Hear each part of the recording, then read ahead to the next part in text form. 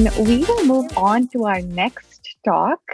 Our next talk is going to be given by Ashley. Ashley leads OpenAI's developer ecosystem and creative application strategy, where she helps accelerate developers and startups build new applications with positive impact.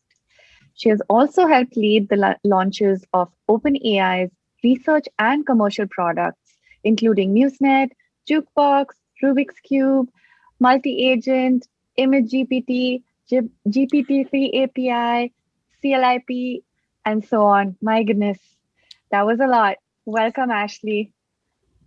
Excellent. Thank you so much for having me. Let me go ahead and share my screen. All right. Excellent. Let me bump this over here. Okay. Great. Well, thank you everybody for joining this session. I am very excited to walk you through prompt design and engineering with GPT-3. As mentioned, my name's Ashley, and I'm the technical director at OpenAI. So just a quick introduction here, if you haven't heard of OpenAI before. So we are an AI research and deployment company with the mission to ensure that artificial general intelligence benefits all of humanity. And what's unique about us is we're actually made up of three distinct pillars focused on engineering startup, research lab, and safety and policy group. And so a little bit of background here in the lead up to GPT-3. So 9 months ago, we launched our very first commercial product, which was the OpenAI API. And this has really become our core platform for accessing our latest AI models. And unlike most AI systems that maybe you've interacted with before that are typically designed for one use case, our API actually provides a general purpose text in, text out interface, which I'll walk you through in a live demo in just a bit. And so this enables our users to try it on virtually any English language task. Since launching, we've already seen 200 production-ready applications built using the variety of capabilities that GPT-3 offers. And so what we've seen is actually this incredibly new ecosystem of applications spanning things from legal to HR, game development, customer support, productivity, science and education, and both new companies being developed and startups, as well as other companies integrating the API. So a little bit about GPT-3. So this model doesn't have a goal or objective other than predicting the next word. And so the key thing to take away here, and this is going to be key as we begin to dive into this prompt design, is it is not programmed to do any specific task. So this single API can perform as a chatbot, it can perform as a classifier, it could do summarization, because at its root level, it's able to understand what those tasks look like purely from a text perspective. So really the best way to really, if there's one thing to take away about GPT-3, it is really just trying to predict the very next word based on all of the previous text it's seen beforehand. So prompt design and engineering, what do you need to take away here? So if you have ever played the game charades, this is actually like really great exercise for figuring out how to program with GPT-3, because what essentially you're trying to do, again, if it's just trying to predict the kind of task that you'd like it to perform, you basically want to provide enough context, but not have to give all the information at once. And so you want to be able to just provide some guidelines about what you'd like GPT-3 to do. So for example, if you want to do classification, you want to be able to provide some information about what you'd like done, and then maybe a couple of examples. And then try to even provide some counter examples as well. And so I'll show that in just a second. Before we dive in, I just want to highlight some of the settings that are going to come up. There are things called temperature and top P. These, again, back to thinking about predictions. So these are not necessarily creativity dials, but they'll control randomness.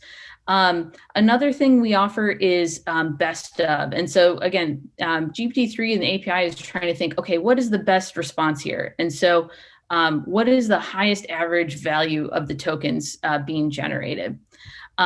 Frequency, we also, basically it's saying, okay, we don't want to repeat what's already being generated.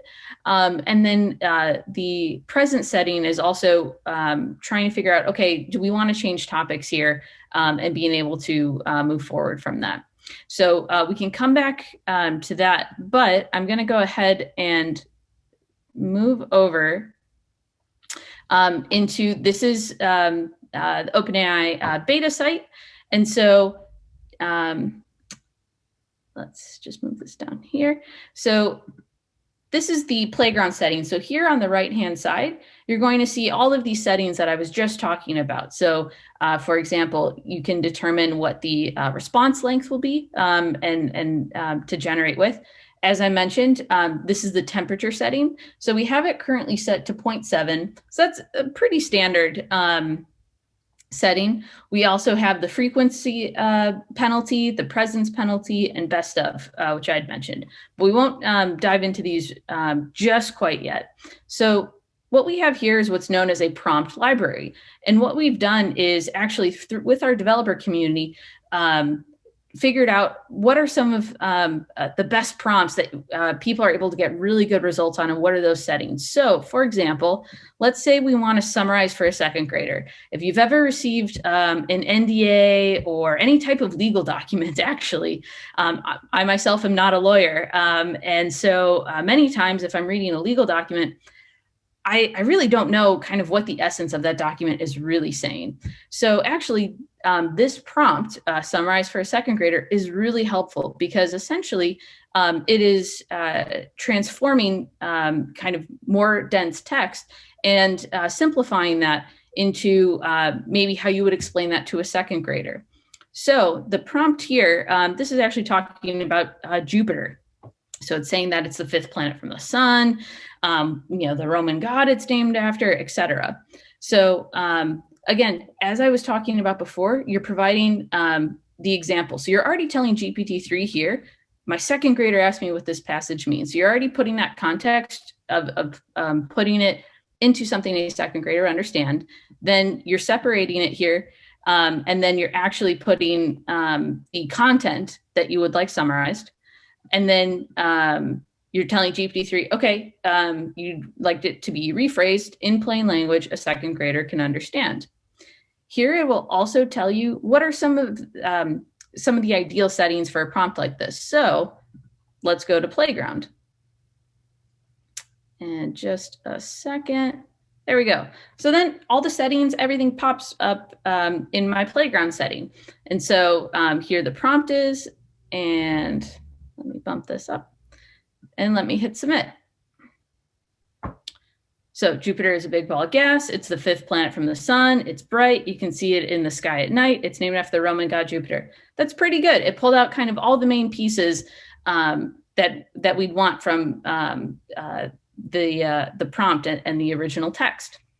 Now, the cool thing here is too, let's say you don't want to use Jupiter or, figure out more about the solar system, but let's say you did want a section of a legal document. What you could do is you can just edit these prompts right in your playground.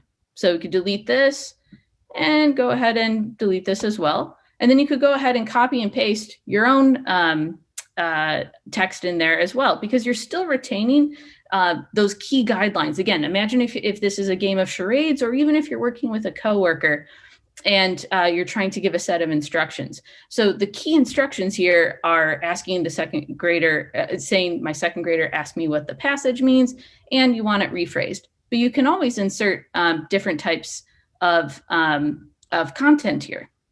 So let's do another example. So let's go back. Whoop. Let's go back to the playground here, the prompt library. So a very cool thing we also understand, remember how I said GPT-3 is focused on text? However, it is able to transform text into emojis, which actually, thanks to one of our developers who discovered this, we were actually not aware of this capability beforehand. So if you want to convert a movie title into emoji, you could give some examples. So Back to the Future might be, boy, man, car, and clock. Batman might be a man and a bat. Game of Thrones will be some arrows and some swords. And again, you'll have the settings on here to get you started. So we can open this up again in Playground. And so let's see what will come back for Spider-Man. So it's got some spiders, some webs, and that's pretty good. Let's see what it might come back with if we try it again. All right, so it looks like it'll repeat itself on that one. But also, you can begin to combine some of these as well. So you can imagine using chat. So obviously, chatbots are a really popular application. And as I mentioned before, you can think about in customer support scenarios. You can think in all different types of applications. Many of us have already interacted with chatbots before. So let's say you want to customize your chatbot. So the base prompt here is, this is a following conversation with an AI assistant. The assistant is very helpful, creative, clever, and very friendly. And so we'll begin this dialogue. So, saying, hello, who are you? I'm an AI created by OpenAI. How can I help you today? Let's say,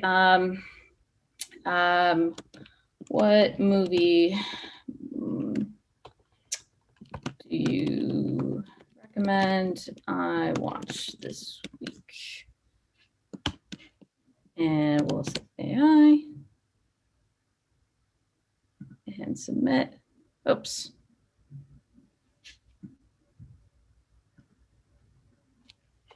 My apologies.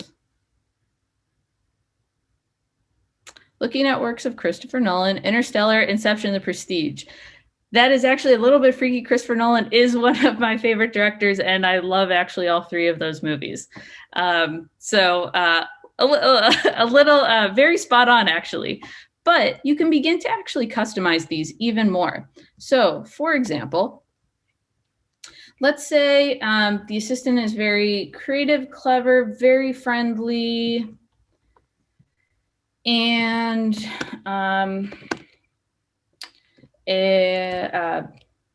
expert and